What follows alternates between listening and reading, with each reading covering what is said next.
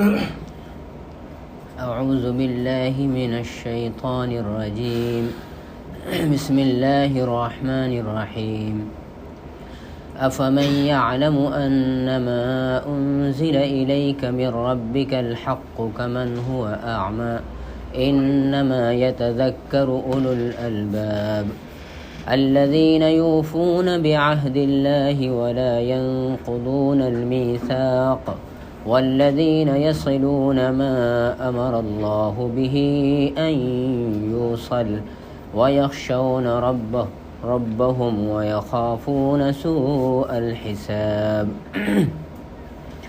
والذين صبروا ابتغاء وجه ربهم وأقاموا الصلاة وأنفقوا مما رزقناهم سرا وعلانية ويدرؤون بالحسنة السيئة أولئك لهم عقبى الدار جنات عدن يدخلونها ومن صلح من آبائهم وأزواجهم وذرياتهم والملائكة يدخلون عليهم من كل باب سلام عليكم بما صبرتم فنعم عقبى الدار والذين ينقضون عهد الله من بعد ميثاقه ويقطعون ما أمر الله به أن يوصل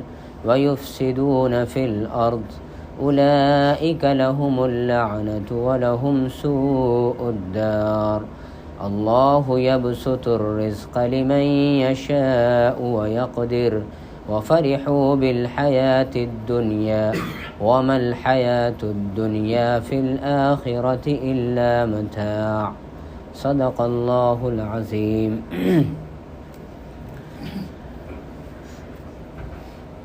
شروع کرتا ہوں اللہ کے نام سے. افمن یعلم انما انزل الیک من ربک الحق کمن هو اعمی. تو کیا وہ شخص جو جانتا ہے کہ جو کچھ تمہارے رب کی طرف سے تمہاری طرف نازل کیا گیا ہے وہ حق ہے. کمن هو اعمی، تو کیا وہ اس شخص کی طرح ہو سکتا ہے جو اندھا ہو؟ یعنی اے کمن لا یعلم انما انزل الیک من ربک الحق. اندھا ہو مطلب جو نہیں جانتا ہے کہ تمہارے رب کی طرف سے جو نازل کیا گیا وہ حق ہے. انما یتذکر اولو الالباب، نصیحت تو بس عقل والے لوگ ہی حاصل کرتے ہیں. وہ عقل والے لوگ کون ہیں؟ الذین یوفون بعہد اللہ، جو اللہ سے کیے ہوئے عہد کو یا اللہ کے نام پر کیے ہوئے عہد کو پورا کرتے ہیں. ولا ينقضون المیثاق، اور اس کو مضبوط باندھ لینے کے بعد توڑتے نہیں ہیں، یعنی معاہدہ مکمل کر لینے کے بعد اس کے توڑنے کا خیال بھی نہیں کرتے. والذین یصلون ما امر اللہ بہ ان یوصل، اور جو جوڑتے ہیں ان رشتوں کو جن کے جوڑنے کا اللہ تعالیٰ نے حکم دیا ہے. وَيَخْشَوْنَ رَبَّهُمْ، اور اپنے رب کی خشیت رکھتے ہیں، اپنے رب کا خوف رکھتے ہیں، اس کی ناراضگی سے ڈرتے ہیں. وَيَخَافُونَ سُوءَ الْحِسَابِ، اور وہ برے محاسبے سے بھی ڈرتے ہیں. وَالَّذِينَ صَبَرُوا ابْتِغَاءَ وَجْهِ رَبِّهِمْ، اور جو صبر کرتے ہیں اپنے رب کے خوشنودی کی تلاش میں، اپنے رب کی رضا کی تلاش میں یا چاہت میں. وَأَقَامُوا الصَّلَاةَ، اور صلاۃ قائم کرتے ہیں. وَأَنفَقُوا مِمَّا رَزَقْنَاهُمْ سِرًّا وَعَلَانِيَةً، اور جو کچھ ہم نے انہیں دیا ہے اس میں سے وہ کھلے اور چھپے دونوں حال میں خرچ کرتے ہیں. وَيَدْرَؤُونَ بِالْحَسَنَةِ السَّيِّئَةِ، اور سیئہ کو، برائی کو حسنہ سے مٹاتے ہیں، بھلائی سے. اولئک لہم عقبی الدار، ایسے لوگوں کے لیے عقبی الدار یعنی دار جنت کا ٹھکانہ ہے. ان کا انجام ہے دار کا، دار السلام کا، دار القرار کا. وہ دار کیا ہے؟ جنات و عدن، عدن کے باغات ہیں. یدخلونہا، جس میں وہ داخل ہوں گے. ومن صلح من آبائہم وازواجہم وذریاتہم، اور ان کے ساتھ ان کے وہ آبا و اجداد، ان کی وہ بیویاں، ان کے وہ نسل کے لوگ بھی داخل ہوں گے جو صالح ہیں. جو نیک ہیں، جو صحیح عمل کر رہے ہیں۔ والملائکۃ یدخلون علیہم من کل باب، اور فرشتے ان کے پاس ہر دروازے سے جائیں گے اور ان سے کہیں گے سلام علیکم، سلام ہو تم پر، سلامتی ہو تمہارے لیے، بما صبرتم، کیونکہ تم نے صبر کیا دنیا میں اور آخرت میں تمہیں یہ اجر مل رہا ہے۔ فنعم عقبی الدار، تو کتنا بہترین ٹھکانہ ہے یہ۔ والذین ینقضون عہد اللہ من بعد میثاقہ، اور جو لوگ اللہ سے کیے ہوئے عہد کو اس کے مضبوط کرنے کے بعد توڑ دیتے ہیں۔ وَيَقْطَعُونَ مَا أَمَرَ اللَّهُ بِهِ أَن يُوصَلَ، اور اللہ نے جن رشتوں کو جوڑنے کا حکم دیا ہے انہیں وہ توڑتے ہیں۔ وَيُفْسِدُونَ فِي الْأَرْضِ، اور اس طرح زمین میں خرابی کا اور بگاڑ کی وجہ بنتے ہیں۔ أُولَٰئِكَ لَهُمُ اللَّعْنَةُ، ایسے لوگوں کے لیے لعنت ہے۔ وَلَهُمْ سُوءُ الدَّارِ، اور ان کے لیے بڑا برا ٹھکانہ ہے۔ اللہ یبسط الرزق لمن یشاء ویقدر، اللہ اپنی بخشش کو، اپنی داد و دہش کو جس کے لیے چاہتا ہے وسعت دیتا ہے، ویقدر، اور جس کے لیے چاہتا ہے ناپ تول کر دیتا ہے یا اندازے سے دیتا ہے۔ وفرحوا بالحیات الدنیا، اور لوگ دنیاوی زندگی پہ اترا رہے ہیں، مست ہو گئے ہیں۔ وما الحیات الدنیا فی الآخرۃ الا متاع، حالانکہ دنیاوی زندگی آخرت کے مقابلے میں تو بس ایسے ہی ہے جیسے 2 گز زمین یا عمر دراز مانگ کے لائے تھے 4 دن، 2 آرزو میں کٹ گئے 2 انتظار میں۔ متاع ہے۔ متاع کا ایک معنی مولانا خالد غازی پوری صاحب نے ہم لوگوں کو بتایا تھا کہ کوئی صاحب تھے جو متاع کے بارے میں جاننے کے لیے کہ متاع کے لفظ کی حقیقت کیا ہے، وہ کسی قبیلے میں گئے تھے، کوئی قبیلہ جو بہت گاؤں دیہات میں رہتا ہو، وہاں گئے تو بہت دنوں تک رہے وہاں پہ وہ، اور ایسی باتیں آتی ہیں کہ جو عربی لغت وغیرہ لکھنے والے لوگوں نے کافی وقت دیا ہے قبائل میں اور دوسری جگہوں پہ، تاکہ وہاں سے وہ صحیح اس لفظ کا پتہ کر سکیں۔ تو بولے ایک مرتبہ ایک لڑکی تھی، اس کی ماں گئی ہوئی تھی بکریاں چرانے یا کہیں دوسری جگہ، تو چولہے پہ کچھ دیگچی وغیرہ چڑھی ہوئی تھی اور اس پہ کھانا بن رہا تھا، کھانا تیار ہو گیا تھا تقریباً، اور اس کی ماں دور تھی اور اس کو صافی نہیں مل رہی تھی جس سے برتن اٹھاتے ہیں۔ تو اس وقت اس نے کہا کہ چلا کر کہا این المتاع، کہ صافی کہاں ہے؟ یہ بات میں ایک دم ایسا لگ رہا ہے ابھی سن رہا ہوں، مولانا خالد غازی پوری صاحب ندوے میں بیان کر رہے تھے، انہی کی بات مجھے یاد ہے تو میں آپ سے ذکر کر رہا ہوں۔ بولے متاع کا لفظ اس نے استعمال کیا صافی کے لیے، یعنی دنیا کی زندگی جو ہے وہ ایسے جیسے صافی، جس کی آپ کیا حیثیت ہے گھروں میں آپ دیکھ سکتے ہیں کہ اس کو ہم کس طرح یوز کرتے ہیں، اور اگر وہ تھوڑا بہت بھی گندی ہو جائے یا پھٹ جائے تو پھینک دیتے ہیں، دوسری صافی تیار ہیں۔ اور اولاً تو صافی کوئی نئے کپڑے کی ہوتی بھی نہیں ہے، وہ ریجیکٹڈ جو ہو جاتے ہیں کپڑے ان کی ہوتی ہے۔ تو یہ صورتحال ہے۔ تو کیا صافی پہ کوئی ناز کرتا ہے؟ صافی پہ کون اترائے گا؟ لیکن ظاہر ہے کہ وہ لوگ اترائیں گے جو شعور نہیں رکھتے اس کا، بے شعور تو ہر حال میں اترائیں گے، اور وہی اترا رہے ہیں اس وقت ہم دیکھ رہے ہیں۔ خیر، تو میں نے یہ آیات منتخب کی ہیں خاص طور سے اس لیے کہ ابھی میں یہاں پہ جب آتا ہوں تو میرے ذہن میں یہ بات رہتی ہے کہ یہاں پہ شامل ہونے والے لوگ تقریباً سبھی لوگ جماعت کے کچھ نہ کچھ ہیں، وہ چاہے وہ رکن ہوں، چاہے وہ کارکن ہوں، اس کی رضاکارانہ خدمت کرنے والے ہوں یا اس سے متفق ہوں۔ 100% متفق نہ ہوں تو تھوڑا بہت ضرور ہوں، مطلب تبھی یہاں پہ آ رہے ہیں۔ تو ایسے سب لوگوں کے لیے آپس میں کس طرح کا رشتہ ہونا چاہیے اور ان کو کس طرح کے رشتوں کا نمونہ باہر میں دکھلانا چاہیے، اس پہ یہ آیت بات کرے گی۔ 2 آیتیں آ رہی ہیں سامنے، میں پڑھتا ہوں۔ افمن یعلم انما انزل الیک من ربک الحق کمن هو اعمی، وہ شخص جو علم رکھتا ہے کہ تمہارے رب کی طرف سے جو نازل کیا گیا ہے وہ حق ہے، کیا وہ اس کی طرح ہو سکتا ہے جو اندھا ہے؟ یہاں پہ علم کا معنی محض جاننا نہیں ہے، ورنہ کیا ہوگا کہ اگر ہم ایسا کہیں گے کہ جو جانتا ہے تمہارے رب کی طرف سے نازل کی ہوئی چیز حق ہے، وہ اس شخص کی طرح ہو سکتا ہے جو اندھا ہے، اور اندھا کا معنی ہم لوگ لے لیں گے بے علم، یعنی جو نہیں جانتا ہے نا۔ تو جو واقعی نہیں جانتا، آپ سوچیے خود ہی، جیسے میں ہی ہوں، میں واقعی نہیں جانتا ہوں کہ محفوظ سر جس چیز کو جانتے ہیں وہ حق ہے یا نہیں حق ہے، مجھے کچھ خبر ہی نہیں ہے، تو پھر کیا تقابل ہے؟ کوئی کمپیریزن والی بات ہی نہیں یہاں پہ۔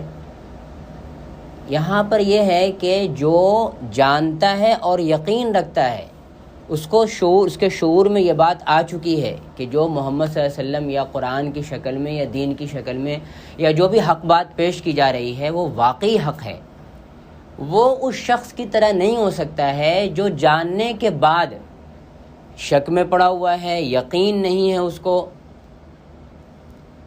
یا پھر یہ کہ وہ اپنی کسی مفاد کی وجہ سے پیچھے ہٹ جا رہا ہے، تو گویا وہ واقعی اندھا بن رہا ہے۔ یہاں پہ اندھے سے مراد کوئی ایسا نہیں ہے کہ نابینا ہو، جو سچ مچ میں نابینا ہو اس کا کیا قصور؟ جو سچ میں نابینا ہو اس کا کوئی قصور نہیں ہے نا، جو بینائی رکھنے کے باوجود اندھا بن رہا ہے، ایسے شخص کے لیے ہے یہ جو آگے آ رہی ہے بات سزا کی اور عذاب کی۔ تو ہم ایک تو یہ کہ ہم جانیں، اگر ہم نہیں جانتے ہیں کہ رب العالمین، ایک ہوتا ہے کہ ہم قرآن مجید اور اللہ اور رسول ان سب کے متعلق یہ بات سمجھتے ہیں، جانتے بھی نہیں کہیے بلکہ یوں کہیے کہ ہم سمجھ لیا ہے، ہم نے سمجھ لیا ہے، مان لیا ہے کہ یہ سب حق ہیں، یعنی ہم پہلے ہی وہلے میں ہم نے ہاتھ اٹھا دیا ہے، جاننے کی کوشش کرنے سے پہلے ہی ہم نے یہ کہہ دیا ہے کہ ہاں یہ سب حق ہیں، بنا جانے ہوئے، کیونکہ وہی خاندان اسلامی مسلمانوں کے خاندان پیدا ہونے کی وجہ سے۔ تو پہلی بات تو یہ ہے کہ ہم واقعی جاننے کی کوشش کرنے میں لگ جائیں کہ یہ جو کچھ ہے نازل کیا ہوا یہ حق ہے، ہمارے پاس حق الیقین، علم الیقین اور عین الیقین والی باتیں ہونی چاہیے، اور اللہ تعالیٰ نے اسی کے لیے ہمیں حکم بھی دیا ہے۔ جب ہم جان لیں گے اور پھر اس کے بعد پیچھے ہٹیں گے تو ہوگا کہ ہم بینائی رکھنے کے باوجود بھی اندھے ہیں، نابینا بن رہے ہیں، تو اس کے بعد وہ خطرناک باتیں جو اللہ تعالیٰ نے کہی ہیں کہ ان کے لیے یہ ہے اور یہ ہے، وہ ہمارے لیے بھی ہوں گی، چاہے ہم امت محمدیہ میں ہوں چاہے نہ ہوں، اور نہ رسول اللہ کی شفاعت نصیب ہوگی اور نہ اور کچھ ہوگا، اور نہ وہ باتیں کہ مسلمان تو ایک دن جنت میں جائے گا ہی جائے گا، وہ سب خالی خولی کی غلط فہمیاں جو ہیں نکل جائیں گی۔ تو فرمایا کہ اب قرآن مجید میں اس طرح کی باتیں بہت ہیں۔ اچھا، حیرت ہوتی ہے کہ ہم لوگوں نے کس طرح ان باتوں کو مان لیا ہے کہ ایک فاسق انسان بھی آرام سے جنت میں چلا جائے گا۔ افمن کان مؤمنا کمن کان فاسقا لا یستوون، کیا وہ جو مومن ہے وہ اس شخص کی طرح ہو سکتا ہے جو فاسق ہے؟ اب مصیبت کیا ہے کہ مومن مانا مومن کریں تو ہم لوگ فوراً سمجھ لیتے ہیں مسلمان ہے، یعنی گورنمنٹ کے رجسٹر میں جس کا نام لکھا ہوا ہے کہ بھائی یہ مسلم ہے۔ مومن اور فاسق، جیسے ہم کسی شخص کے بارے میں اگر خدا نخواستہ یہ سمجھ لیں کہ یہ فاسق ہے تو جسٹ اس کا اپوزٹ ہم مومن سمجھیں گے نا، نہ کہ ہم یہ سمجھ لیں گے کہ مومن یا مسلم وہ ہو جائے گا جو گورنمنٹ کے رجسٹر میں لکھا ہوا ہو، یہ تو صفت ہے۔ تو اللہ تعالیٰ کہتے ہیں کیا وہ جو مومن ہے فاسق کی طرح ہو سکتا ہے؟ لا یستوون، نہیں ہو سکتے برابر یہ لوگ۔ اللہ تعالیٰ قرآن میں کہتے ہیں افمن اتبع رضوان اللہ کمن باء بسخط من اللہ، کیا وہ جو اللہ کا رضوان، اللہ کی خوشنودی کے پیچھے لگا ہوا ہو، یعنی خدا کی خوشنودی مجھے کیسے حاصل ہو، اپنے آپ کو لگا دیا ہو اس نے۔ افمن اتبع رضوان اللہ، اتباع نبی کی ہوتی ہے نا، اللہ کی نہیں ہوتی، تو اس لیے رضوان اللہ کہا، اللہ کے رضوان کی اتباع کر رہا ہو، یعنی مطلب یہاں پہ اتباع کیا ہے؟ پیچھے لگ گیا ہو، مجھے کیسے یہ چیز حاصل ہوگی۔ جیسے ہم کسی کو کہتے ہیں نا یار اس چیز کو حاصل کرنے کے پیچھے لگنا پڑے گا ہمیں، اللہ کی خوشنودی حاصل کرنے کے پیچھے پڑ گیا ہو، مجھے یہ حاصل کرنی ہے، خدا کی خوشنودی میرا ٹارگٹ ہے، یہ میرا ایم ہے۔ اب ایسا شخص کیا کرتا ہے؟ اپنے اعمال پہ گہری نظر رکھتا ہے، میں کب کیا کر رہا ہوں، کہاں پھسل رہا ہوں، کہاں اٹھ رہا ہوں، کہاں بیٹھ رہا ہوں، کب گر پڑ رہا ہوں، گرنے کے بعد اٹھ رہا ہوں کہ نہیں اٹھ رہا ہوں۔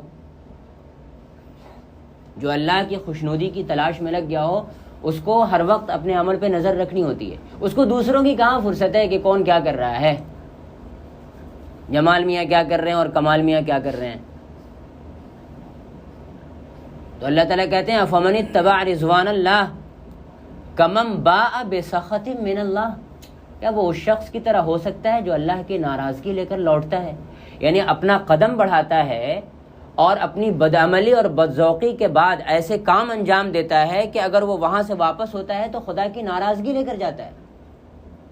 اور چونکہ اس کو اللہ کی خوشنودی کی تلاش بھی نہیں ہے، اس کے پیچھے نہیں لگا ہوا ہے، تو اس کو فکر بھی نہیں ہے نا، اس کو پرواہ بھی نہیں ہے.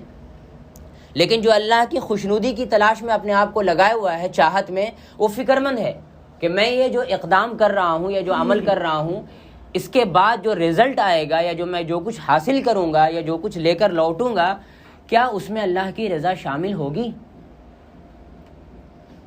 یا ایسا تو نہیں ہے کہ میں بحث کچھ متاع جیسی چیز حاصل کر کے واپس پہنچ جاؤں گا. قرآن میں اس معاملے میں بالکل صاف ستھری وضاحت ہے، کوئی موروثی یا خاندانی مسلمان کی بات نہیں ہے. قل هل يستوي الأعمى والبصير، جو میں آیتیں پڑھ رہا ہوں اس سے پہلے پیج پہ دیکھیے آیت لکھی ہے قل هل يستوي الأعمى والبصير أم هل تستوي الظلمات والنور. ویژن لیس اور ویژن رکھنے والے دونوں کیسے برابر ہو سکتے ہیں؟ اہل شعور اور بے شعور. میں نے ایک بار ذکر کیا تھا، شاید آپ کو یاد آ جائے، کہ انقلاب ایران کے پیچھے ڈاکٹر علی شریعتی صاحب کا بھی بڑا ہاتھ ہے. وہ ایران کے سمجھ لیجیے علامہ اقبال ہیں. تو ڈاکٹر علی شریعتی صاحب کا ایک قول کسی نے نقل کیا تھا، یا میرے خیال میں شاید انہوں نے نقل کیا ہے، جو مختار مسعود صاحب نے، جو پاکستان کے سفیر رہے ہیں بہت زمانے تک ایران میں، اور ان کی کتاب ہے انقلاب ایران پہ، کتاب ہے ان کی لوح ایام. اور کیا شاندار لکھتے ہیں، اس قدر خوبصورت اسلوب ہے کہ پڑھیے تو بس پڑھتے رہ جائیے. شاید انہوں نے وہ نقل کیا ہو، لیکن وہ مجھے یاد ہے کہ ڈاکٹر علی شریعتی صاحب نے کہا کہ ایک باشعور انسان کے لیے سب سے بڑا عذاب یہ ہے کہ وہ بے شعور لوگوں کے درمیان زندگی گزارے. اس سے بڑی کوئی سزا نہیں ہے ایک باشعور انسان کے لیے. یہ بات ہمیشہ کہی جانے کے لائق ہے، اور یہ کبھی بھی پرانی نہیں ہوگی کہ اسلام اپنے پہلے ہی وہلے میں یہ چاہتا ہے کہ اس کے ماننے والے لوگ شعور والے بنیں، علم والے بنیں. پہلے وہلے میں، کیونکہ بات اقرا سے شروع کی نا اس نے. میں نے اقرا کو سمجھانے کے لیے ایک مثال بھی دی، شاید آپ کے یہاں بھی دی ہوگی، میں دہراتا ہوں کیونکہ تذکیر ہے یہ، کہ آپ سوچئے کہ اللہ تعالیٰ نے حضرت عیسیٰ علیہ السلام کے بعد تقریباً 570 ان کے پیدائش کے 570 سال کے بعد حضور کو پیدا کیا، آخری نبی آئے، اور اس کے بعد 40 سال کے بعد نبی بنائے گئے. 570 میں 40 جوڑیں 610 سال ہو جاتے ہیں. ہم ایسا کرتے ہیں کہ 60 سال عیسیٰ علیہ السلام کے نکال دیتے ہیں، یعنی ان کے دنیا سے جانے کے بعد جب تک وہ دنیا میں رہے 60 سال نکال دیتے ہیں. پھر بھی 550 سال کے بعد اللہ تعالیٰ ایک پیغمبر مبعوث کرتے ہیں، اور 550 سال کتنی نسلیں نکل جاتی ہیں آپ اندازہ کیجئے. 550 سال کے بعد اللہ تعالیٰ پہلی دفعہ انسانوں سے کلام کرنے والا ہے. 550 سال کے بعد، جس میں 10-15 جنریشن نکل جائیں. کیا بولے گا خدا؟ پوری دنیا میں اندھکار مچا ہوا ہے. تہذیب اور تمدن کی بوباس بھی ہے اگر لوگوں میں، تو شرک اور کفر، ظلم اور طغیان، بے حیائی، بے شرمی کو لیے ہوئے ایک عجیب سی فضا ہے پوری دنیا میں. رومن تہذیب ہو یا ایرانی ساسانی تہذیب ہو، ایران کے لوگ ہوں، سب ملغوبہ بنے ہوئے ہیں، قتل، ظلم، فساد، بگاڑ، بے شرمی کا. اور عرب کا حال تو اور مصیبتوں سے بھرا ہوا ہے. یعنی ایک دو زخم نہیں، جسم ہے سارا چھلنی. انسان پریشان ہے. اور اتنی ساری بیماریاں ہیں. اب 550 سال کے بعد وہ طبیب حاذق، وہ اصل ڈاکٹر جو علاج کرنا چاہتا ہے انسانوں کا، وہ پہلی دفعہ انسانوں سے کلام کرنا چاہتا ہے. کیا بولے گا وہ؟ سب سے پہلا حکم ان مریضوں کے لیے خدا کا سب سے پہلا حکم کیا ہوگا؟ فرشتوں نے بھی کان لگا دیے ہوں گے اور مخلوقات نے بھی، کہ اللہ تعالیٰ پہلی بات کیا کہے گا؟ اللہ تعالیٰ کہتے ہیں اقرأ بسم ربک الذی خلق. ہماری روایات نے کہہ دیا کہ وہ اقرا حضور کے لیے تھا. نہیں نہیں نہیں نہیں، سب کے لیے، ہمارے لیے. طلب العلم فریضۃ علی کل مسلم، ہے نا. علم حاصل کرنا ہر مسلمان پہ فرض ہے. وہ اقرا بول لے نا، اقرا پڑھو، کیونکہ یہ جتنا کچھ تمہارے اندر ہے نا، یہ بیماریاں دراصل جہالت کی پیداوار ہیں. جس قدر علم آئے گا، جتنا شعور آئے گا، اتنا اندھ وشواس کا خاتمہ ہوگا، اتنا بدعقیدگی کا خاتمہ ہوگا، شرک، کفر، ظلم کا خاتمہ ہوگا. جہل میں رہنے والے انسان سے آپ توقع نہیں کر سکتے نا کہ وہ شعور والی بات کرے، وہ شعور والا عمل کرے، وہ اپنے اخلاق اور کردار کو اس نہج پہ چلا کر دکھائے یا اس مقام پہ لے جائے جو ایک باشعور انسان سے ہم توقع کر سکتے ہیں. اقرأ بسم ربک الذی خلق پوری 5 آیت میں سوائے پڑھنے لکھنے کے کوئی کام نہیں. پڑھو اپنے رب کے نام سے، پڑھو اور دشا صحیح رکھو. رب کے نام سے پڑھنا ہے، رب کا نام اونچا کرنے کے لیے پڑھنا ہے، رب کے نام کے ساتھ خود کو جوڑنے کے لیے پڑھنا ہے. اور پڑھنا ہے کن کو؟ الذی خلق. رب کو نہیں پڑھنا ہے، کیونکہ رب کو نہیں پڑھ سکتے تم. الذی خلق کو پڑھنا ہے. اور جب الذی خلق کو پڑھو گے نا، مخلوق کو، اس کو، تو رب تک پہنچ جاؤ گے. من عرف نفسہ فقد عرف ربہ. پڑھو، یہ بہت بڑی بات ہے.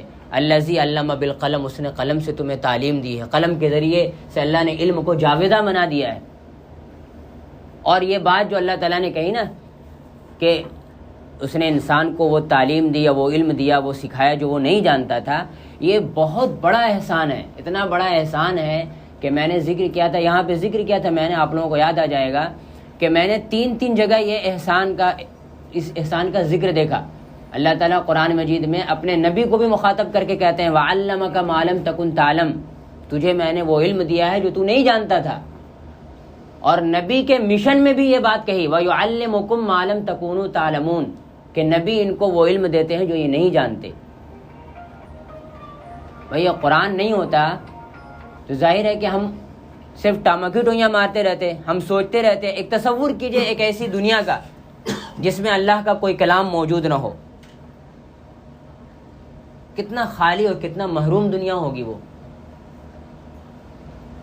تو اللہ تعالیٰ صاف ستھری بات قرآن مجید میں یہ کہتے ہیں کہ جو بھی اپنے آپ کو مسلم اور مومن کہے، اس کا پہلا ہی قدم اقرا سے شروع ہونا چاہیے، پڑھنے لکھنے سے. افمن یعلم انما انزل الیک من ربک الحق کمن هو اعمی انما یتذکر اولو الالباب. قل کہہ دیجئے هل یستوی الذین یعلمون والذین لا یعلمون انما یتذکر اولو الالباب. عقل والے لوگ ہی نصیحت حاصل کرتے ہیں. اب اگر ہم اس کے لیے کوشش نہیں کر رہے ہیں تو ہم عقل والے ہیں یا نہیں ہیں، ہمیں فیصلہ کرنا چاہیے. اللہ تعالیٰ فرماتے ہیں انما یتذکر اولو الالباب، عقل والے لوگ نصیحت حاصل کرتے ہیں. اور عقل والے لوگ کون ہیں؟ نصیحت حاصل کرنے کی وجہ کیا ہوتی ہے کہ ان کو صحیح رخ پہ چلنا ہوتا ہے. عقل والا انسان یہ سوچتا ہے بھائی میں بھٹکوں نہیں، میں غلط راستے پہ نہ چلا جاؤں، میں کہیں اور نہ جا پڑوں، میں اپنے ہدف اور ٹارگٹ سے ہٹ نہ جاؤں. عقل والے انسان کو یہ فکر رہتی ہے. عقل والا انسان یہ سوچتا رہتا ہے کہ میرا رشتہ ہی رہے، رشتہ نہ رہے. عقل والا انسان یہ سوچتا ہے کہ میں جوڑنے والا بنوں، توڑنے والا نہ بنوں.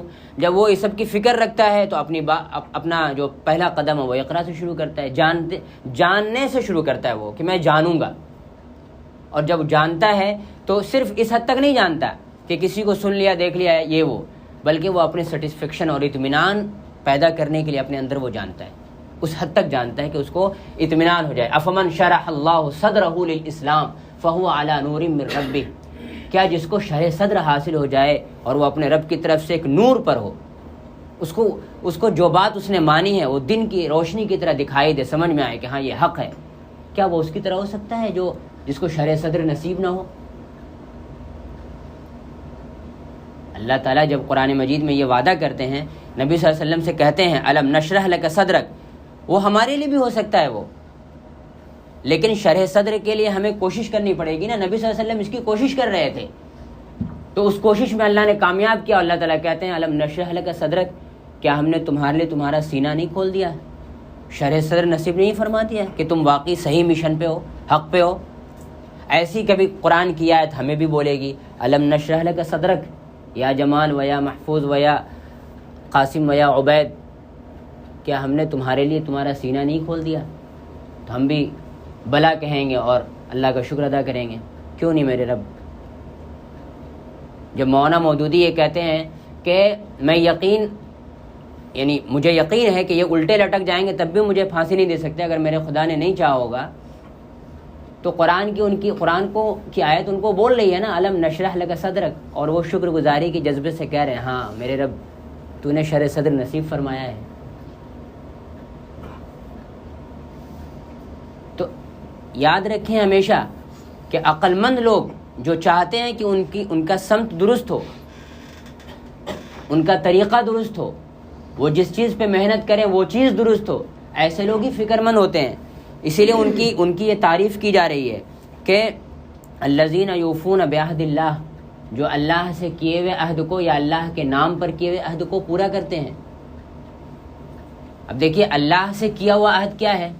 ایک تو وہ عہد ہے جو عہد الست کہا جاتا ہے، دوسرا وہ عہد ہے جو ہم نے اپنے شعور کے ساتھ کیا۔ اب فرض کر لیں، میں اس کی ایک چھوٹی سی مثال دیتا ہوں، دعائے قنوت میں ہم عہد کرتے رہتے ہیں اللہ تعالیٰ سے پوری دعائے قنوت آپ پڑھ جائیں، اس میں یہ عہد ہے کہ ہم تجھ پر ایمان رکھیں گے اور تیرا شکر ادا کریں گے یا کرتے ہیں، اور کفر نہیں کرتے، اور جو تیرا نہیں ہے اس سے اپنا تعلق نہیں رکھتے ہیں، وغیرہ وغیرہ۔ وہ سب ہم اللہ سے روز بول رہے ہیں کہ ہم ایسا کرتے ہیں اور ایسا کریں گے، یہ عہد ہے اللہ سے، ہم اللہ سے کر رہے ہیں۔ جب ایک آدمی کہتا ہے کہ میں گواہی دیتا ہوں کہ اللہ کے سوا کوئی معبود نہیں، یہ خدا سے عہد کر رہا ہے وہ کہ میں گواہی دیتا ہوں۔ اب میں گواہی دیتا ہوں زبان سے تو ہے نہیں، میں گواہی دیتا ہوں اپنے عمل سے، اپنے اعضاء و جوارح سے، اپنی ہر چیز سے کہ اللہ تو ایک ہے۔ اور جب اس توحید میں کوئی خلل پیدا ہوتا ہے ہمارے کسی عمل کی وجہ سے، ہم فوراً اویئر ہو جاتے ہیں، خبردار ہو جاتے ہیں کہ نہیں یہاں پہ میں نے اپنے دل کو اپنا خدا مان لیا، تو اللہ تعالیٰ اس کو شرک نہیں کہتا۔ یعنی ایسا نہیں کہ ہمارا نام مشرکوں میں لکھ دیا جائے گا، بلکہ یہ ہوگا کہ خدا دیکھے گا کہ اس بندے نے جو ابھی اپنے رب کے بجائے اپنے دل کو اپنا معبود بنا لیا ہے، تو کیا یہ اپنے دل کو ہی معبود بنائے رکھتا ہے یا واقعی پلٹتا ہے، یا اس نے فلاں اور فلاں چیز کو، فلاں فلاں رسم کو، یا فلاں اور فلاں شخصیت کو اپنا معبود بنا رکھا ہے۔ میری باتیں آ رہی ہیں سامنے لیکن وہ مان نہیں رہا، بلکہ کہہ رہا ہے کہ میرے حضرت نے یہ کہا ہے، تو کیا وہ واقعی اس کو اپنا معبود بنا کے رکھتا ہے؟ یہ عہد ہے نا اللہ سے، ہم کلمہ توحید کر رہے ہیں، یہ بھی عہد ہے۔ پھر اللہ کے نام پہ بہت سارے عہد ہو رہے ہیں۔ اب جماعت میں لوگ شامل ہوئے، میں جماعت اسلامی آپ لوگوں کی بات کر رہا ہوں، آپ میں سے بہت سارے لوگ جماعت میں ہیں۔ ظاہر ہے کہ جماعت میں شامل ہونا کوئی وراثت کی تقسیم کے لیے تو ہے نہیں، جماعت میں شامل ہونا کوئی بزنس پوائنٹ آف ویو سے تو ہے نہیں، جماعت میں شامل ہونا کوئی دنیاوی کام کے لیے تو نہیں ہے۔ دنیاوی سے مراد وہ جو ہم اور آپ سمجھتے ہیں، ہم نے خالص اس بات کے لیے کہ ہم اللہ اور اس کے رسول کے مطابق زندگی گزاریں گے اور ایک دوسرے کو سپورٹ کریں گے۔ اکیلا چنا بھاڑ نہیں پھوڑتا، ایک آدمی سے بازار نہیں سجتا، اس لیے ہم جماعت میں شامل ہو کر کے جماعت کا کام کریں گے اور جماعت کے ذریعے اپنے دین کا کام کریں گے، اس کے لیے شامل ہوئے ہم۔ تو کیا جماعت کے لوگوں نے اپنے آپ کو زندہ رکھا ہے، یا وہ جمعیت العلماء یا جماعت تبلیغی یا جماعت بریلوی یا جماعت اہل حدیث یا جماعت فلاں، بہت ساری جماعتیں ہمارے ہاں، ان سب کی طرح ایک جماعت کی طرح چل رہے ہیں؟ اگر یہ ہے تو کچھ خاص نہیں ہے۔ اور اگر یہ ہے کہ جماعت اسلامی میں جو لوگ شامل ہیں، خاص طور سے ملت نگر کے لوگ، میں نے ایک بار اور کہی تھی یہ بات، تو انہوں نے آپس میں یہ عہد کر لیا ہے کہ ہم جماعت میں رہنے والے جتنے لوگ ہیں، چاہے کارکن ہو چاہے رکن ہو، ہم کبھی ایک دوسرے کی غیبت نہیں کریں گے۔ اگر ہم کو کسی بھائی سے شکایت ہوگی تو کہ وہ میری جماعت میں شامل ہے، تمام مسلمان میرے بھائی ہیں، لیکن وہ ذرا وہ مجھ سے قریب ہے، الاقرب فالاقرب کے اصول پہ ہم کام کر رہے ہیں، وہ جماعت میں شامل ہے، میرا بھائی ہے، ہم لوگ ایک مشن کے لیے، ایک مقصد کے لیے ایک ساتھ ہوئے ہیں، گویا ہم اپنی توحید کا اقرار اتحاد کے ذریعے سے دے رہے ہیں، وحدت اسلامی کا مظاہرہ کر رہے ہیں۔ تو ہم اگر اپنے کسی بھائی سے ناراض ہوں گے تو ہم اس کی غیبت نہیں کریں گے، لیکن اس سے بات کریں گے۔ اگر یہ بات جماعت کے لوگوں نے شامل کر رکھی ہے اپنی زندگی میں اور وہ واقعی کرتے ہیں تو کیا کہنے، اس جماعت پر ید اللہ فوق ایدیہم، اس جماعت پر خدا کا ہاتھ ہے۔ ایسی اگر جماعت کے لوگوں نے آپس میں یہ مل کر اتحاد کر لیا ہے کہ ہم کبھی ایک دوسرے کو تنہا نہیں چھوڑیں گے، کیا کہنے۔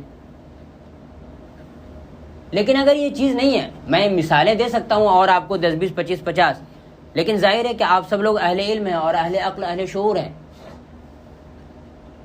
لیکن اگر یہ سب چیزیں نہیں ہیں شامل اور بس ایسے ہی ہے ہم جماعت میں شامل ہو گئے ہیں، لیکن کسی سے ناراضگی ہے تو دوسروں سے غیبت کرتے پھر رہے ہیں، ناراضگی کو دل میں رکھے ہوئے ہیں، کیا فائدہ؟ پھر میں جماعت سے باہر ہی کیوں نہ رہوں؟ کیونکہ میں اللہ سے کیے ہوئے عہد کو پورا نہیں کر رہا ہوں۔ الذین یوفون بعہد اللہ، اللہ کے عہد کو بھی پورا کرتے ہیں اور اللہ کے نام پہ جو عہد کیا جاتا ہے اس کو بھی پورا کرتے ہیں۔ ولا ينقضون المیثاق، اور اس کو پختہ تر کرنے کے بعد توڑتے نہیں ہیں۔ وہ سمجھتے ہیں کہ یہ معاملہ جماعت کا نہیں رہا، اب یہ معاملہ ہما شما کا نہیں رہا، میرا تیرا نہیں رہا۔ اور آگے فرمایا والذین یصلون ما امر اللہ به ان یوصل، جو رشتے جوڑنے کا خدا نے حکم دیا اس کو جوڑتے ہیں، وہ اس پہ لگ جاتے ہیں، وہ ان کے مشن کا حصہ ہے وہ۔ اور میں جماعت میں بیٹھے ہوئے لوگوں سے اور آپ سب لوگوں سے یہ بات کہتا ہوں کہ اگر آپ کو معلوم ہو کہ فلاں فلاں میں ناراضگی چل رہی ہے تو باقی جتنے لوگ بھی جانتے ہیں ان پر خدا کا یہ حکم لاگو ہو جاتا ہے، فاصلحوا بین اخویکم، کہ اپنے بھائی کے درمیان صلح کراؤ۔ اگر وہ صلح نہیں کرا رہا ہے تو اس کا مطلب یہ ہے کہ وہ خود شامل ہے اس معاملے میں، اس جرم میں۔ کیا اقیموا الصلاۃ خدا کا حکم ہے؟ فاصلحوا بین اخویکم خدا کا حکم نہیں ہے؟ اللہ تعالیٰ کہہ رہے ہیں آپ کو سن کے نہیں رہ جانا ہے۔ اور جبکہ معاملہ اتنا قریب ہو کہ ہم ایک جماعت میں شامل ہو گئے ہوں تو پھر بات نہیں بنے گی، پھر خدا کو ایسی جماعت سے کوئی مطلب نہیں ہے جس کے اندر صرف لفظی توحید ہو، عملی اتحاد کا کوئی مظاہرہ نہ ہو۔ والذین یصلون ما امر اللہ به ان یوصل، اور کس چیز کا حکم ہوگا؟ رشتوں کو توڑو نہیں، جوڑو۔ جوڑنے کی حضور نے فرمایا میرے رب نے مجھے 9 باتوں کا حکم دیا ہے، اس میں سے ایک فرمایا جو مجھے نہ دے میں اسے دوں، جو مجھ پہ ظلم کرے میں اس کو معاف کر دوں، جو مجھ سے کٹے میں اس سے جڑوں، ناداری ہو یا خوشحالی میں حد سے آگے نہ بڑھوں، بات کہوں تو سچی بات کہوں، انصاف کی بات کہوں۔ لیکن کیا فرمایا؟ جو مجھ سے کٹے میں اس سے جڑوں۔ یہاں بھی یہی فرمایا نا وَيَدْرَؤُونَ بِالْحَسَنَةِ السَّيِّئَةَ، کہہ رہے ہیں ہم کسی کی طرف سے کوئی برائی دیکھ رہے ہیں، میں ابھی بھی آپ کو واضح کر دوں کہ میں اور قریب کر رہا ہوں کیونکہ ہم جماعت کی بات کر رہے ہیں نا۔ یہاں پر بیٹھے ہوئے لوگ جو ہر اتوار کے دن آ کر بات سنتے ہیں، خدا کے کلام کی بات سنتے ہیں، خدا کا کلام سنتے ہیں اور اس کا معنی و مفہوم سمجھتے ہیں، اگر یہاں پہ آئے ہوئے لوگ بھی کبھی ایک دوسرے سے ناراض ہو جائیں جو جماعت سے الگ ہیں، فرض کر لیجیے میں الگ ہوں لیکن میں جماعت کے بہت سی چیزوں سے اتفاق رکھتا ہوں، لیکن اگر میری ناراضگی ہو جائے کسی معاملے میں کسی بات سے، آپ میں سے کسی سے، تو لعنت ہے مجھ پہ کہ میں آ کر کے درس بھی دے رہا ہوں اور وہ بات دل میں رکھے ہوا ہوں۔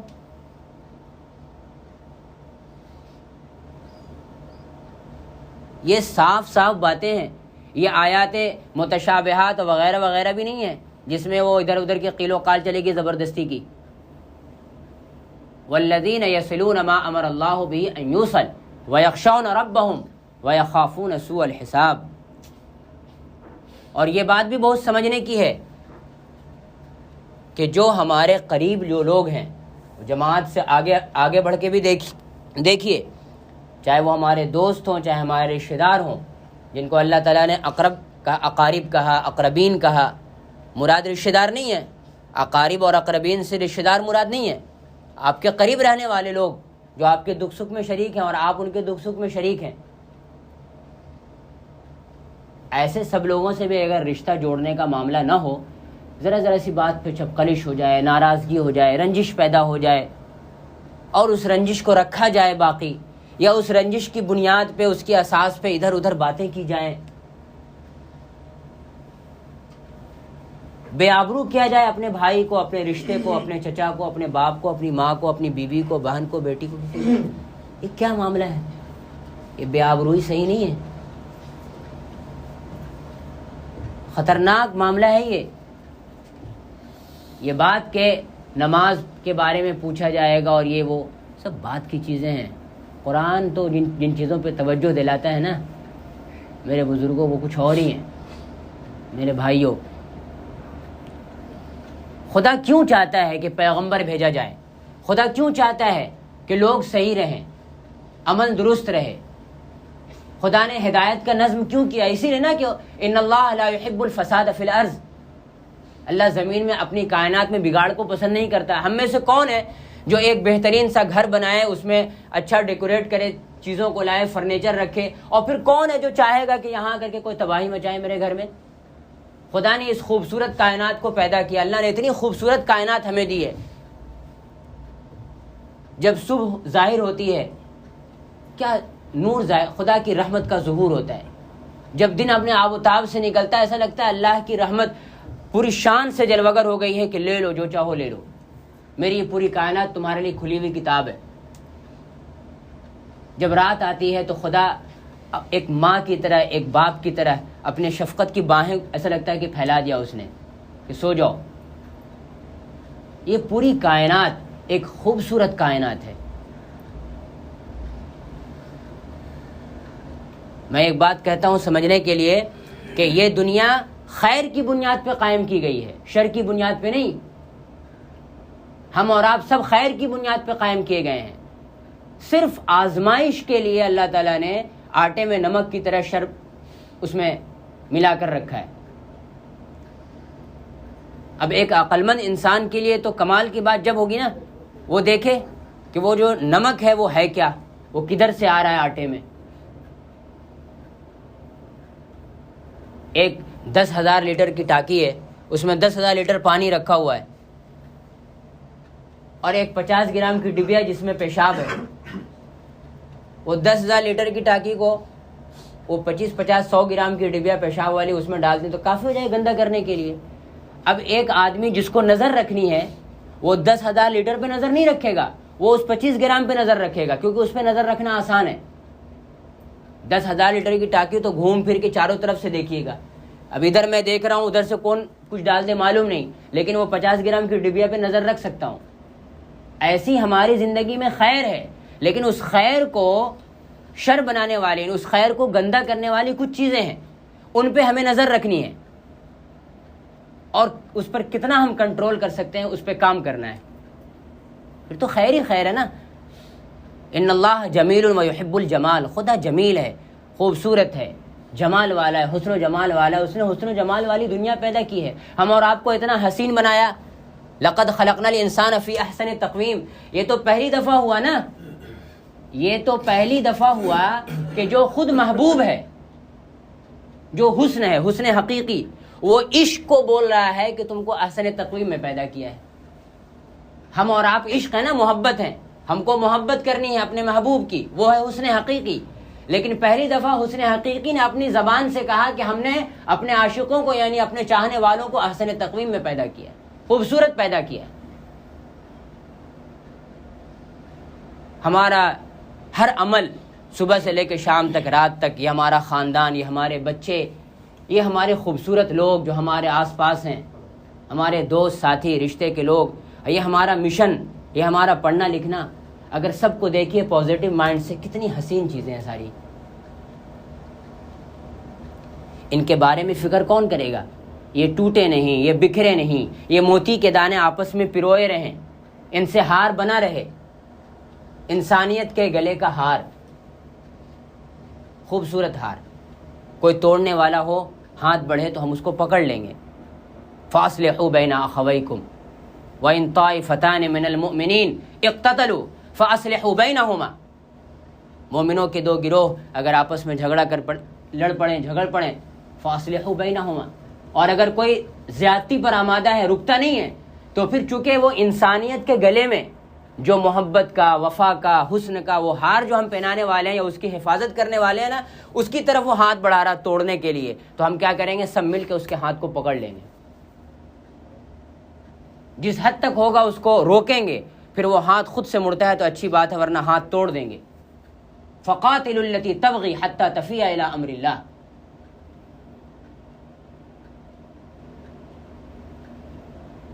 یہ ایک دم صاف ہے قرآن میں، والذین یصلون ما امر اللہ بہ ان یوصل ویخشون ربہم ویخافون سوء الحساب۔ برا محاسبہ، اپنے رب کی خشیت رکھتے ہیں رشتے توڑنے سے، فکر رکھتے ہیں، اور برے محاسبے سے ڈرتے ہیں، اندیش ناک ہو جاتے ہیں۔ لوگ کیا سمجھتے ہیں سوء الحساب سے مراد قیامت کا دن ہے؟ نہیں بھائی، وَيَخَافُونَ سُوءَ الْحِسَابِ، اس دنیا ہی میں برے محاسبے سے ڈرتے ہیں۔ آج اتنا زیادہ ہم لوگ چیخ پکار کر رہے ہیں، یہ بھاجپا والے، RSS والے، فلاں والے، ڈکا والے مسلمانوں کو یہ کر رہے ہیں، وہ کر رہے ہیں، وہ برا محاسبہ ہمارا لے رہے ہیں، ہم کٹہرے میں کھڑے ہوئے ہیں، محاسبہ ہمارا ہو رہا ہے، حساب ہم کو دینا ہے، سوء الحساب۔ کیوں؟ والذین یصلون ما امر اللہ بہ ان یوصل کے خلاف ہم نے کیا ہے۔ ہم کہاں وحدت اسلامی کا اظہار کر رہے ہیں، مظاہرہ کر رہے ہیں؟ دشمن کو موقع ملا ہے، دشمن کو موقع ملا کہ یہ آپس میں بکھرے ہوئے ہیں، تحسبہم جمیعا وقلوبہم شتیٰ، کبھی یہود کے لیے کہا جاتا تھا۔ کیا میں بھی یہ سمجھوں کہ یہاں پہ جو 25 لوگ بیٹھے ہوئے ہیں، تحسبہم جمیعا وقلوبہم شتیٰ، تم انہیں دیکھتے رہو کہ ایک ساتھ ہیں مگر ان کے دل ایک دوسرے سے پھٹے ہوئے ہیں، بکھرے ہوئے ہیں؟ ظاہر ہے کہ نہیں نا؟ میں تو بہت پر امید ہوں کہ یہاں پہ اتنے 25 لوگ جو بیٹھے ہوئے ہیں یہ واقعی میں متحد ہیں، لیکن دشمن یہ سمجھ رہا ہے، ہم نے اس کو سمجھا دیا ہے۔ ان کے یہاں یہ بات چل رہی ہے، تحسبہم جمیعا وقلوبہم شتیٰ، ان کو ایک نہ سمجھو، یہ سب، ان سب کے دل پھٹے ہوئے ہیں۔ اور شیطان کا کھیل عجیب ہے، شیطان تقسیم کرتا ہے انسان کو تو روکتا نہیں ہے، کیونکہ اس کو ٹینشن ہے کہ اگر ہم نے انسان کی تقسیم کی اور اگر کسی ایک تقسیم میں بھی 2-4-10 کروڑ انسان بھی اگر موجود ہیں اور وہ سب آپس میں کسی اور تقسیم کی وجہ سے تقسیم نہیں ہو رہے ہیں تو ان کا اتحاد بھی بہت بڑا خطرہ ہے ہمارے لیے۔ اس لیے تقسیم در تقسیم، تقسیم در تقسیم کے عمل سے گزارو۔ خاندان کو بھی اللہ نے یونٹ بنایا، خوبصورت یونٹ، خاندان بکھر گئے ہیں اور ہم تماشا دیکھ رہے ہیں، دوسرے لوگوں کی مدد کرتے پھرتے ہیں، اپنے بہن بھائیوں کی مدد نہیں کرتے ہیں جو پریشان حال ہوں۔ ایسے لوگوں کے لیے سوء حساب ہے، برا محاسبہ، قیامت میں جو ہوگا تو وہ ہوگا۔ میرے بزرگوں، والذین صبروا ابتغاء وجہ ربہم واقاموا الصلاۃ وانفقوا مما رزقناہم سرا وعلانیہ، اور جو صبر کرتے ہیں اپنے رب کی تلاش میں، اپنے رب کی خوشنودی کی تلاش میں۔ یہ جتنا کچھ بھی وہ کرتے ہیں نا، وہ اسی لیے کہ ان کے اندر صبر ہے، وہ معاملات کو ڈیل کرنے کے لیے، بگاڑ اور فساد کو ختم کرنے کے لیے صبر کرتے ہیں۔ اردو والا صبر نہیں، ان کے اندر قوت برداشت ہے، وہ لگے رہتے ہیں، دھن کے پکے ہیں، محنت کرتے ہیں، جافشانی کرتے ہیں، قربانی دیتے ہیں اپنی، وہ ایثار کے مرحلے سے گزرتے ہیں، استعصار کے مرحلے سے نہیں کہ اپنا فائدہ کر لو، ایثار کرتے ہیں دوسروں کے فائدے کے لیے، وہ جیتے ہیں دوسروں کے فائدے کے لیے۔ تو اس کے لیے صبر چاہیے نا، صبر ہی اصل ہے، ایک مومن کی زندگی میں صبر ہی اصل ہے۔ صبر نہ ہو تو شکر بھی نہیں ہو سکتا، صبر ہی وہ زمین ہے جس پہ شکر کا درخت لگتا ہے۔ یا ایھا الذین آمنوا اصبروا وصابروا ورابطوا، اللہ نے کہا صبر کرو، وہ صبر دوسروں میں پیدا کرو، ورابطوا، اور جڑ جاؤ۔ ایک دوسرے کو برداشت کرنے کی اگر نہیں ہوگی کیپیسٹی، یا ہم اپنے اندر صلاحیت نہیں پیدا کریں گے تو پھر کیسے ہم ایک دوسرے سے جڑ سکتے ہیں؟ مرابطہ نہیں ہوگا نا۔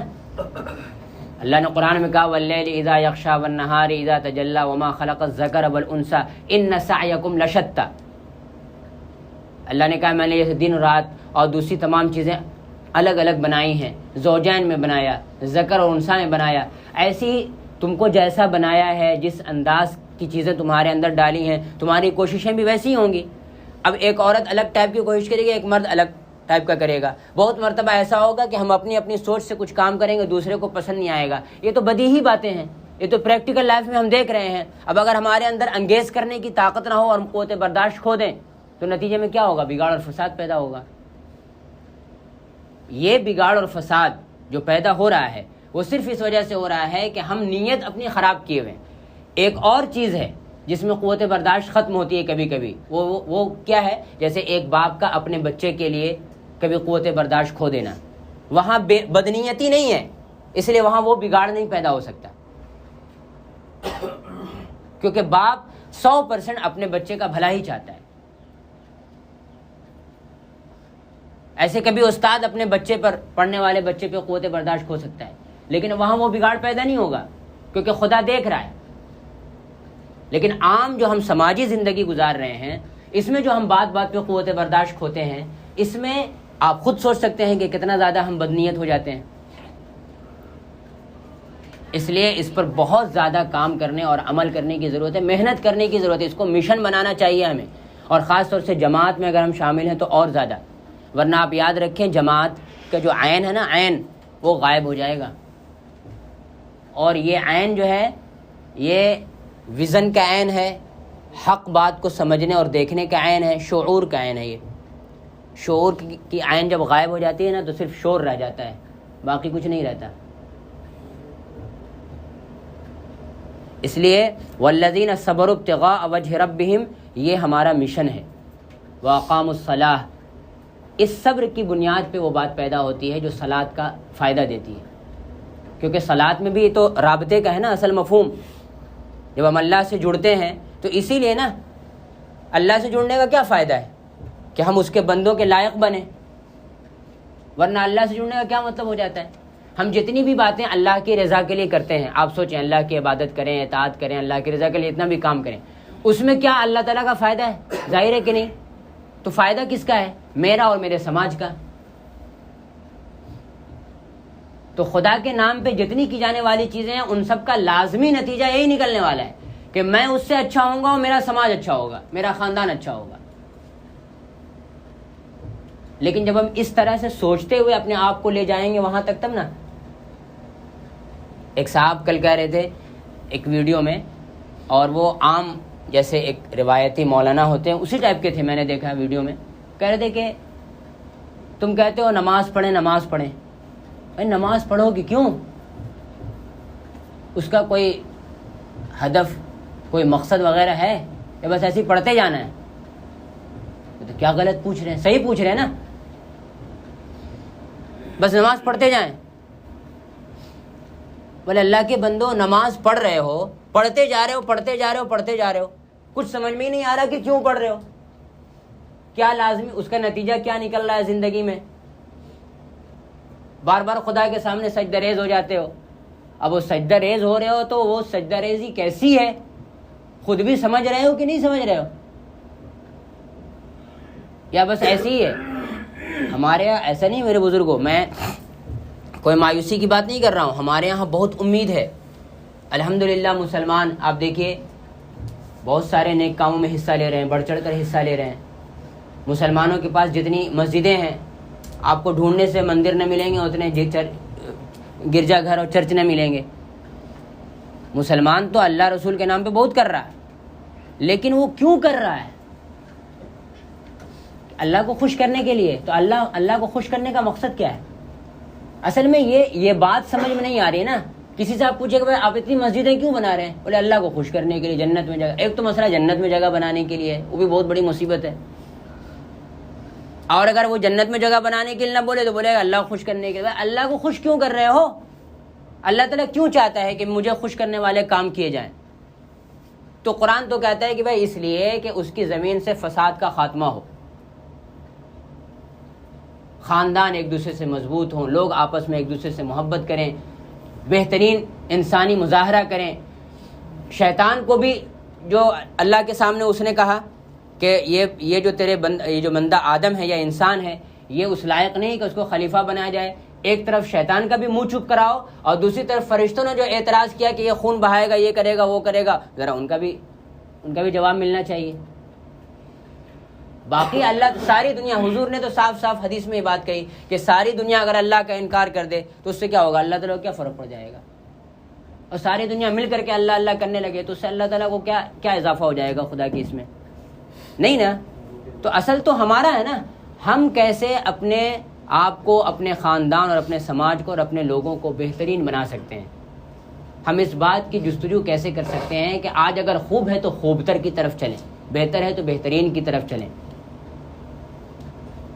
یہ ہے زندہ کردار، زندہ اسلامی کردار. یہ نہیں ہے کہ ہم ہر اتوار کو آ کر باتیں سن لیں.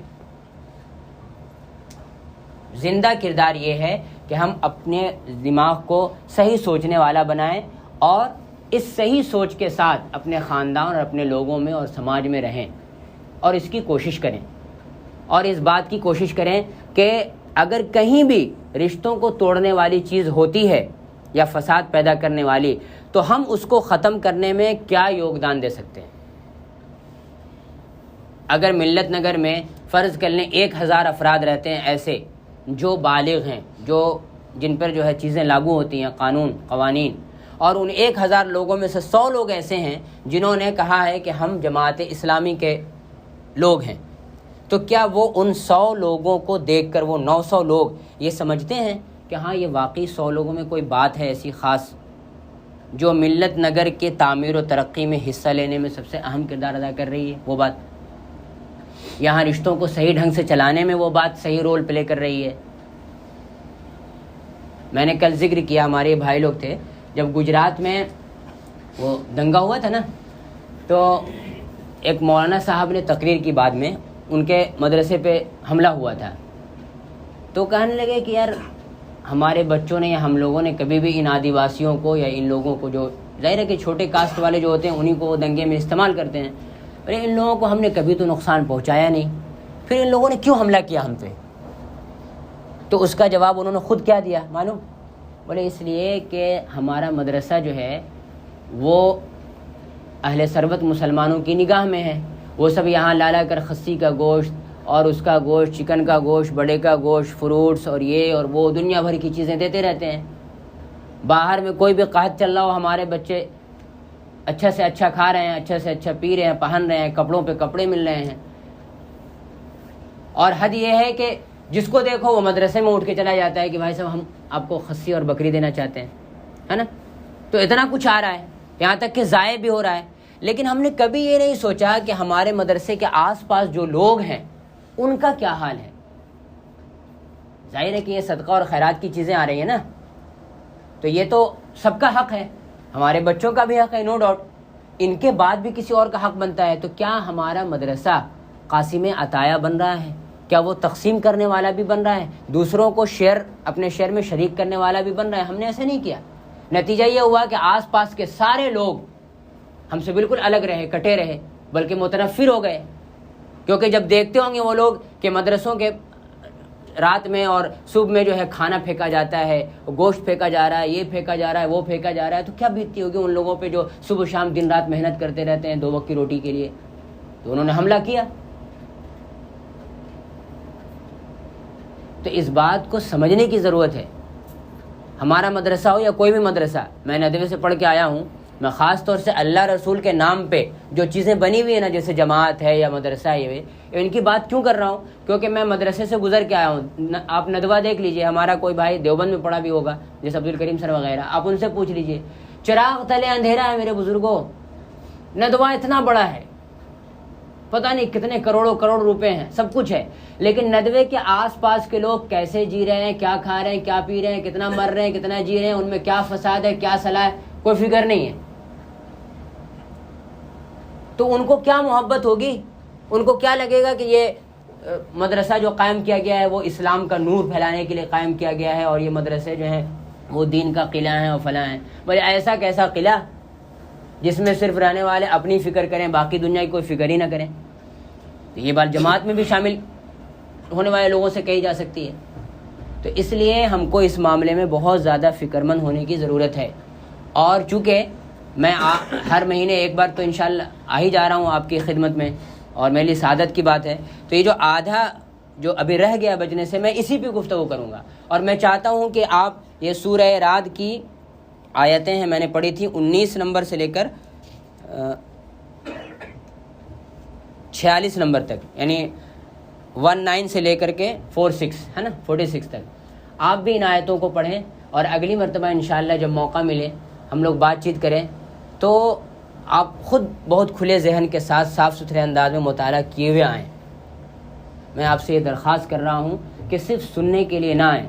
ایک تو یہ کہ پڑھ کے جو چیزیں اگر پہلے سے کنفرم ہو جائیں تو اچھی بات ہے، خاص طور سے جیسے میں کنفرم نہیں کر پا رہا ہوں، میری غلطی ہے یہ، سر کہتے ہیں کہ آپ کا ہے مطالعہ یا درس قرآن، تو میری غلطی ہے کہ میں کنفرم نہیں کر پا رہا ہوں۔ میں انشاءاللہ اب کی بار سے کنفرم کر دوں گا، کم سے کم 2 دن پہلے بھی کنفرم ہو جائے تو ہمارے ساتھی اس کو پڑھ کر آئیں، ہے نا۔